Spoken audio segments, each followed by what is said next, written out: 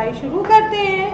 कक्षा 12वीं और राजनीति विज्ञान का अध्याय 1 शीत युद्ध के दौर के कुछ महत्वपूर्ण प्रश्न हैं बच्चों। प्रश्नों के उत्तर जो परीक्षा में आ सकते हैं, परीक्षा के लिए उपयोगी हैं, उन परीक्षा उपयोगी महत्वपूर्ण प्रश्नों का हम फिर से अवलोकन करते हैं। चलिए शुरू करते हैं। प्रश्न पहला कि शीत युद्ध किस प्रकार का युद्ध था। तो शीत युद्ध एक ऐसा युद्ध है जिसका रण क्षेत्र मानव का मस्तिष्क है, मतलब जो मानव के विचारों से लड़ा गया, किसी अस्त्र और शस्त्र से नहीं।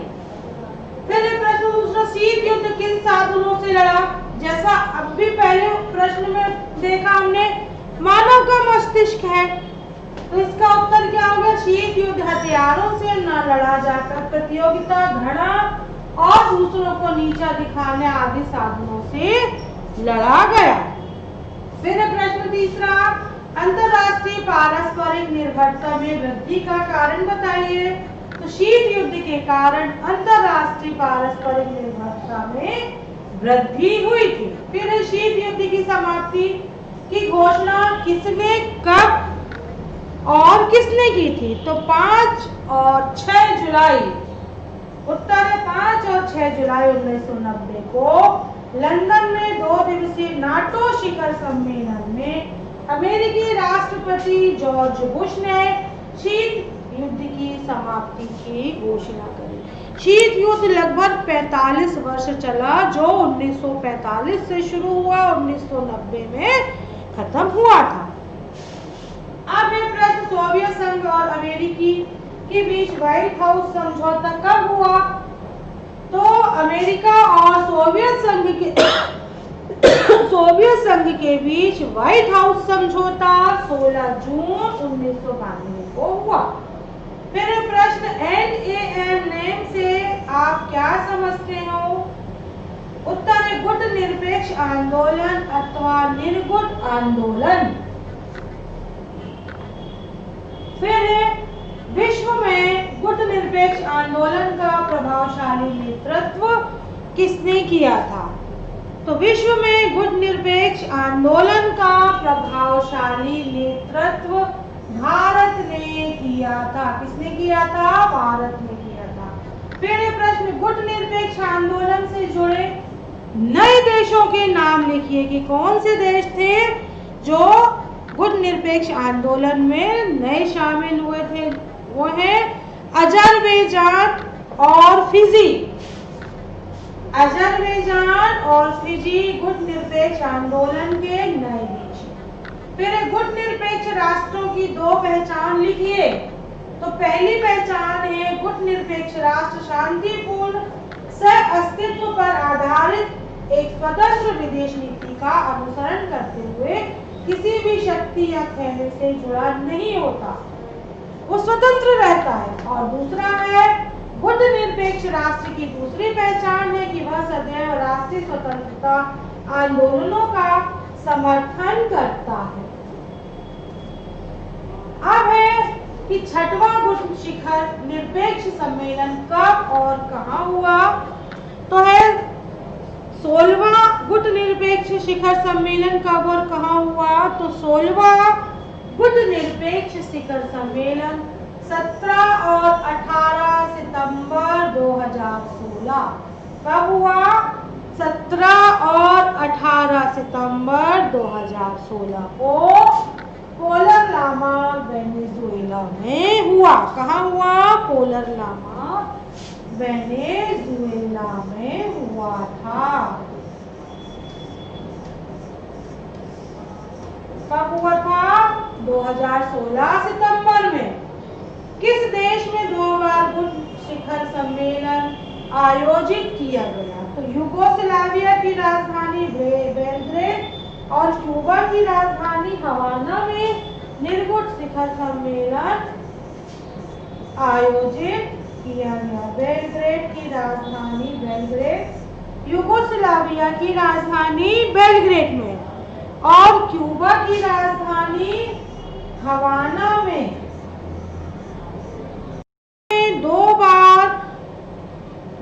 निरपेक्ष शिखर सम्मेलन आयोजित किए जा चुके हैं। फिर है प्रश्न कि ध्रुव का क्या तात्पर्य है? तो ध्रुव का तात्पर्य महान अथवा उच्च शक्ति से है। ध्रुव कि सारा विश्व दो ध्रुव में बट गया था। पहला था पूंजीवादी ग्रुप सोवियत राज्य अमेरिका और दूसरा था सोवियत रूस साम्यवादी रूस था। ये दो गुटों में बट गया था और ये बहुत शक्तिशाली देश थे। फिर ध्रुवीकरण से आप क्या समझते हैं? तो ध्रुवीकरण व्यवस्था का पर सैन्य शक्ति के केंद्रों से है। किससे है ध्रुवीकरण का तात्पर्य? सैन्य शक्ति के केंद्रों से ध्रुवीकरण का तात्पर्य है। फिर द्विध्रुवीकरण का अर्थ स्पष्ट कीजिए। तो द्विध्रुवीकरण व्यवस्था का तात्पर्य ऐसी व्यवस्था से है जिसमें दो शक्तियों का अस्तित्व होता है। द्वि मतलब दो। फिर द्विध्रुवी व्यवस्था में प्रत्येक गुण किस बात हेतु इच्छुक रहता है? तो द्विध्रुवी व्यवस्था में प्रत्येक गुण दूसरे की शक्ति एवं प्रभाव को सीमित करने तथा अपनी शक्ति को बढ़ाने का इच्छुक रहता है। फिर है प्रश्न कि सोवियत राजनीतिक प्रणाली किस विचारधारा पर आधारित है? तो सोवियत राजनीतिक प्रणाली समाजवाद तथा साम्यवादी विचारधारा पर आधारित है। साम्यवादी और समाजवाद वाली विचारधारा पर आधारित है। फिर है प्रश्न कि पूर्व सोवियत संघ में कितने गणराज्य और स्वायत्त शासी गणराज्य शामिल है? तो पूर्व सोवियत संघ में 15 संघीय गणतंत्र 15 संघीय गणतंत्र और 20 स्वायत्त शासी गणतंत्र और 20 स्वायत्त शासी गणतंत्र तथा 18 स्वायत्त शासी क्षेत्र शामिल हैं। फिर प्रश्न किस राज्य को सोवियत संघ का उत्तराधिकारी राज्य स्वीकार किया गया और स्वतंत्रता की घोषणा करने वाला पहला सोवियत गणराज्य कौन था? तो सोवियत संघ के उत्तराधिकारी राज्य के रूप में रूस का प्रादुर्भाव हुआ। किसका? रूस का प्रादुर्भाव हुआ और स्वतंत्रता की घोषणा भी सर्वप्रथम रूस द्वारा ही की गई। रूस ने किस प्रकार की अर्थव्यवस्था को अपनाया? तो सोवियत संघ के राजनीतिक उत्तराधिकारी रूस ने उदारवादी व्यवस्था को अपनाया और वहां तेजी से निजीकरण की प्रक्रिया का विकास हुआ। क्या अपनाया? उदारवादी अर्थव्यवस्था को अपनाया था। किसने अपनाया उदारवादी अर्थव्यवस्था को? रूस ने अपनाया था।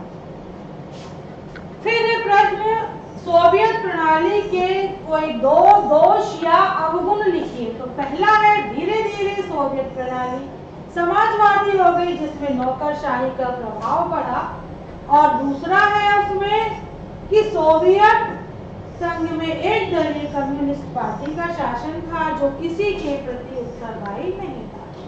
फिर प्रश्न सोवियत संघ के विघटन के दो कारण थे।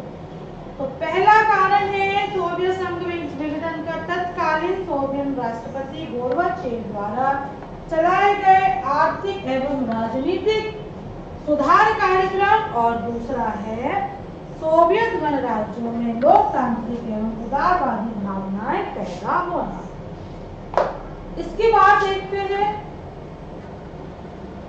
ये बच्चों आपके छोटे छोटे 2-2 नंबर के प्रश्न हैं जिन्हें आप बहुत अच्छे से याद करिए क्योंकि ये आपके परीक्षा में आने की संभावनाएं हैं, इसलिए इन्हें दोबारा से बताया जा रहा है। मैं आशा करती हूँ कि आप इनको अच्छे से पढ़ेंगे और याद करेंगे क्योंकि आपको अच्छे नंबरों से पास होना है तो आपको थोड़ी मेहनत करनी पड़ेगी।